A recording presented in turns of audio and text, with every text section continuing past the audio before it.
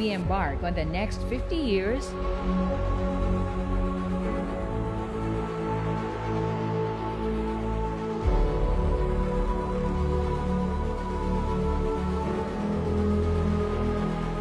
the NHA is committed to constructing quality homes, building better lives. On July 31, 1975, President Ferdinand E. Marcos signed the National Housing Authority Charter, the Presidential Decree 757 establishing the NHA as an agency responsible for developing and implementing a comprehensive and integrated housing program, which includes housing development and resettlement, sources and schemes of financing, and delineation of government and private sector participation. Over the past 45 years, the NHA has built almost 2 million housing units since its creation. In its early years, the authority utilized slum upgrading, on-site development, and resettlement program for various urban renewal projects. For one, the NHA improved the living conditions of Tondo foreshore dwellers, known as one of the biggest slum colonies in Southeast Asia. To realize this, the authority, using its social development lenses, started with the people. The NHA social and community workers spent thousands of groundwork hours to empower community leaders and help them implement their ideal housing program through the community initiative approach. While NHA's technical people, the engineers, the architects, and the policy makers designed their livable spaces appropriate to their capacity to pay, which in turn the authority also subsidized for affordability. Throughout the years, the NHA is an institution that brought development outside the metro. Massive housing construction and relocation activities in various locations such as Bulacan, Rizal, Pampanga, Cavite, Batangas, and Laguna resulted in investments and infrastructure developments to pour in and create an economic boom in those areas.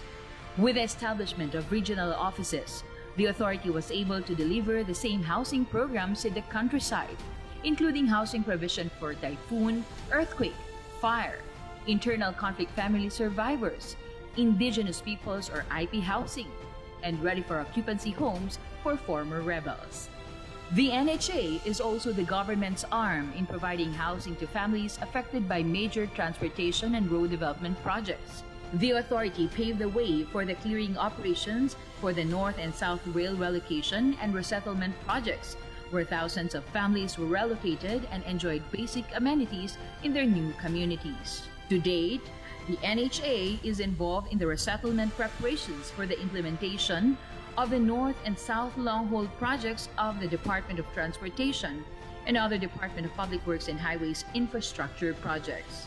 With the instruction of President Duterte, the NHA was also tasked to clear the Marawi ground zeros for unexploded ordnance, fast-track temporary and permanent shelters for survivors, and lead the implementation of the Marawi Master Development Plan.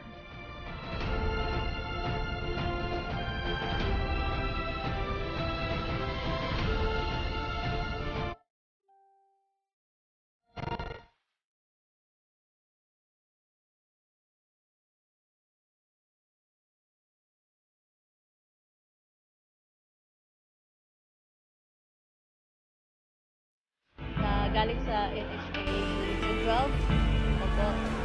Malaking tulong na po sa amin yon kasi kahit malaki yung damage ng bahay namin, kahit kunti, nakatulong din.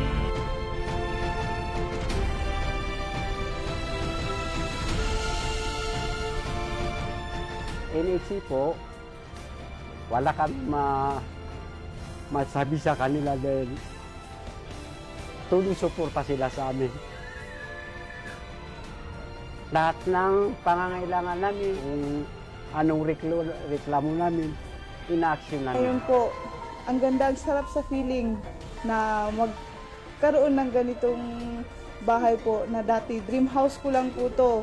Pero ngayon, it's a dream come true. Kasi dati-dati po, yung bahay namin dito sa, ano ba yan? Sorry po kasi hindi ko kasi mapigilan ang saya. Dati po kasi yung bahay namin, san-san lang. lalo-lalo na po yung NHA na National Housing Authority, na isa po talaga sila na tumutulong sa amin na makatukod ng bahay na ganito.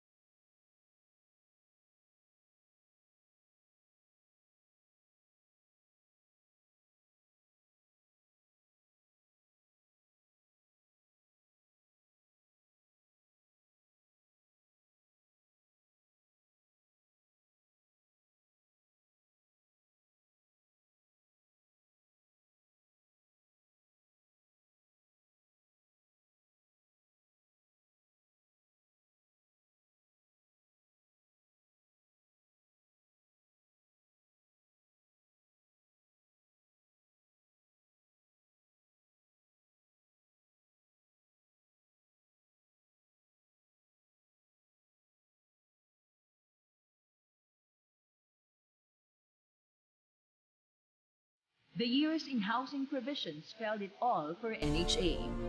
NHA's expertise does not only lie in building homes, but also in empowering people, building communities, rebuilding war-torn and calamity-ravaged towns and municipalities. The authority has a history of its own, and its story of housing the Filipinos should continue. As we embark on the next 50 years,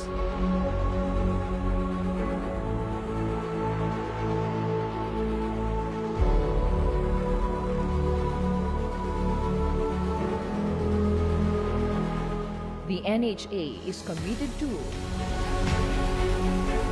constructing quality homes, building better lives.